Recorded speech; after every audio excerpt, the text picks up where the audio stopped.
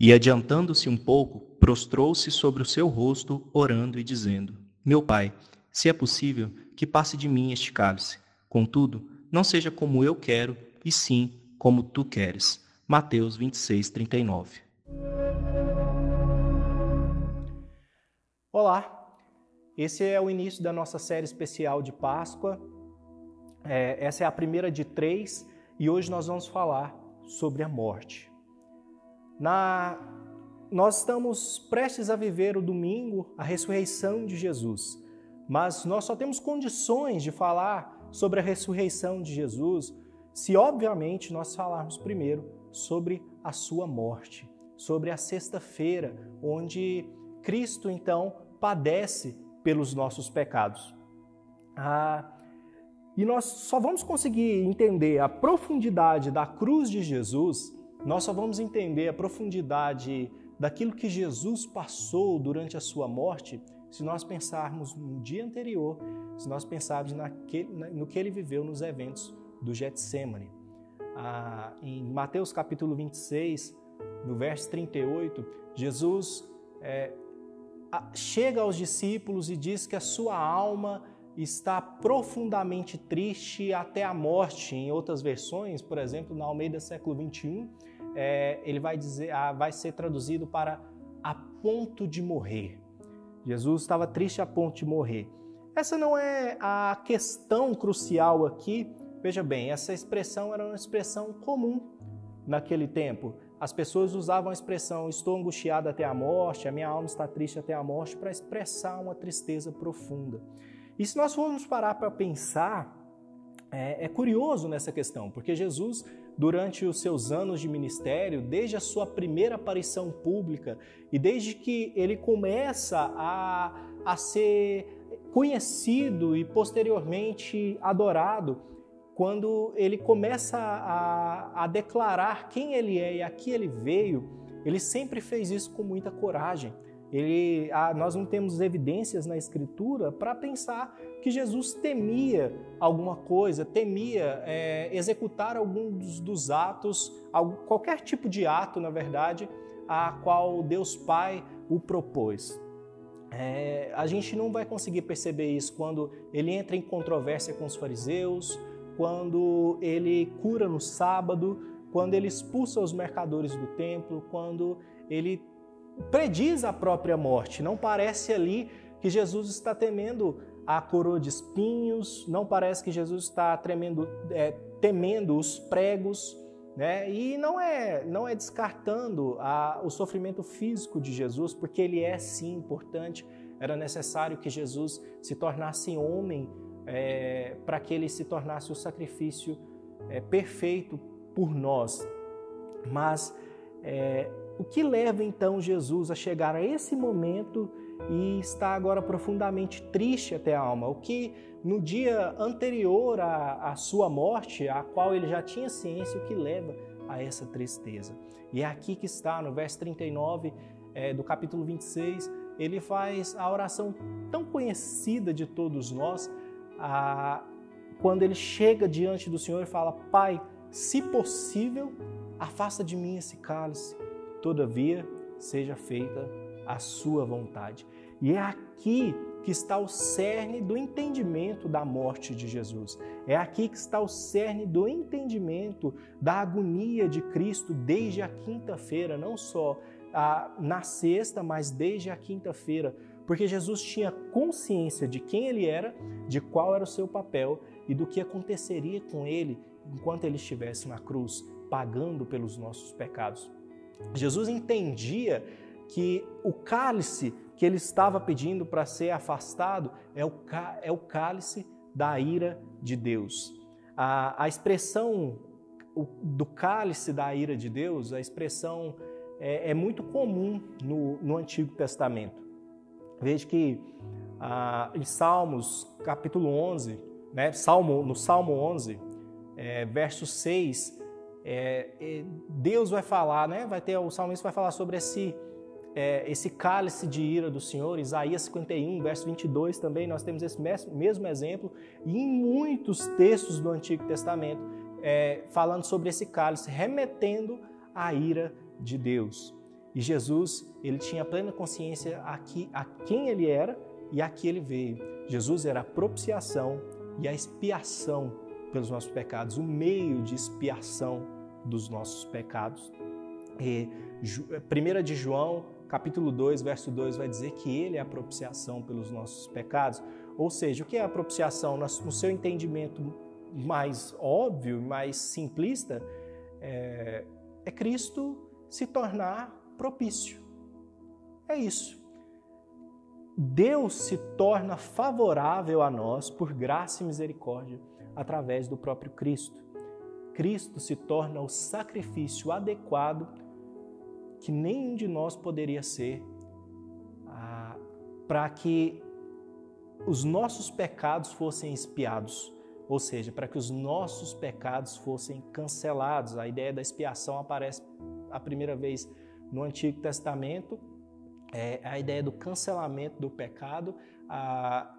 Deus deu esse meio de graça para o povo, e ele era através do sacrifício de animais, mas esses animais não eram suficientes para cancelar de uma vez por todas os pecados daqueles que sacrificavam os animais.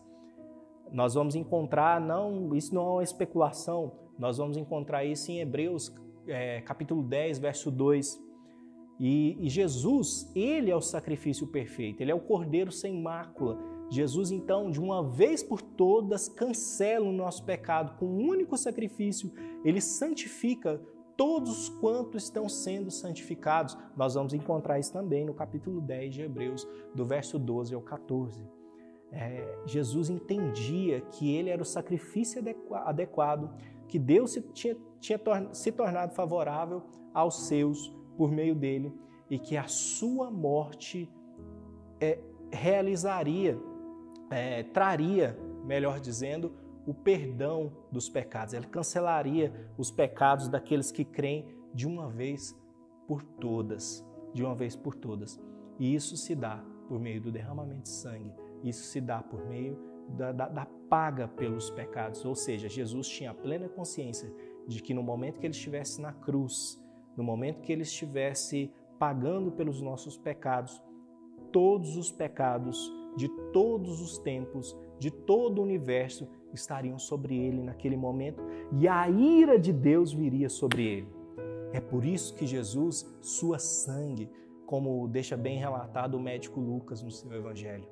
A agonia profunda de Jesus é porque ele entendia que a profundidade da cruz iria muito além dos pregos que seriam cravados em suas mãos, mas da ira de Deus que sobreviria sobre ele naquele momento. Essa é a profundidade da cruz. Essa é a profundidade da morte de Jesus. Nós não podemos reduzir a morte de Jesus a um mero morreu, como se ele tivesse morrido como um homem qualquer. A morte de Jesus foi ímpar. A morte de Jesus foi singular. Nunca houve e nem nunca haverá uma morte como a dele, porque ele suportou a agonia de ter todos os pecados de todo o universo, de todos os tempos sobre ele naquele momento, e a ira de Deus sobre ele, para que os nossos pecados pudessem ser cancelados. Essa é a profundidade da morte de Jesus. Não é reduzida a uma morte humana qualquer ou um emocionalismo qualquer de agonia, de dor e sofrimento, que, como eu já disse, não deve ser descartado de maneira nenhuma. Mas o maior sofrimento de Jesus foi o sofrimento de ter todos os pecados sobre si e a ira de Deus sobre ele. Ele pagou pelos nossos pecados. E é essa agonia, é a ira de Deus que o matou. Foi o próprio Deus que o matou. Por nós, por amor. É sobre isso que nós temos que pensar hoje. Sobre o Cordeiro Imaculado, o Cordeiro de Deus que tira o pecado do mundo. E isso custou a sua própria vida em agonia, dor e abandono. É claro que hoje, nessa sexta-feira, a morte de Jesus a morte de Jesus, ela precisa trazer para nós reflexão, introspecção, ela precisa trazer para nós uma certa, na verdade uma certa não, ela deve trazer para nós uma reverência enorme e uma gratidão jamais vista, mas de modo nenhum ela é um motivo para tristeza, não quanto à morte de Jesus, talvez pelos nossos pecados, mas a morte de Jesus é exultação para os seus. A morte de Jesus é exultação para aqueles que creem. Porque aquilo que foi a sua tristeza, para nós é alegria. Porque a desesperança se converte em esperança de vida eterna. A sua dor e a sua agonia é para nós alívio. Porque, diz Isaías, por suas pisaduras nós fomos sarados. Ele mesmo diz que aqueles que estão cansados, sobrecarregados, para irem até Ele, Ele os aliviará. O seu jugo é suave, o seu fardo é leve. Isso se dá por causa da cruz. Finalmente, por causa do abandono de Jesus, nós nos reencontramos com Deus. É por causa do abandono de Jesus na cruz, por Deus ter virado a sua face para Jesus, é que nós fomos reencontrados. Aqueles que antes eram inimigos de Deus, como está escrito em em Romanos capítulo 5, agora passam a ser amigos de Deus, passam a ser filhos de Deus. O Getsemane demonstra então para nós a agonia de Jesus sobre a morte que acontece simbolicamente no nosso calendário hoje. Quando Jesus brada: Deus meu, por que me desamparaste? Esse momento foi o momento que Ele nos deu a vitória. Nós somos mais que vencedores em Cristo Jesus, por causa do seu amor. Por volta de 3 horas da tarde, Jesus clamou em alta voz dizendo: Eli, Eli, lema sabachthani. Isso quer dizer: Deus meu, por que me desamparaste? Mateus 27:46.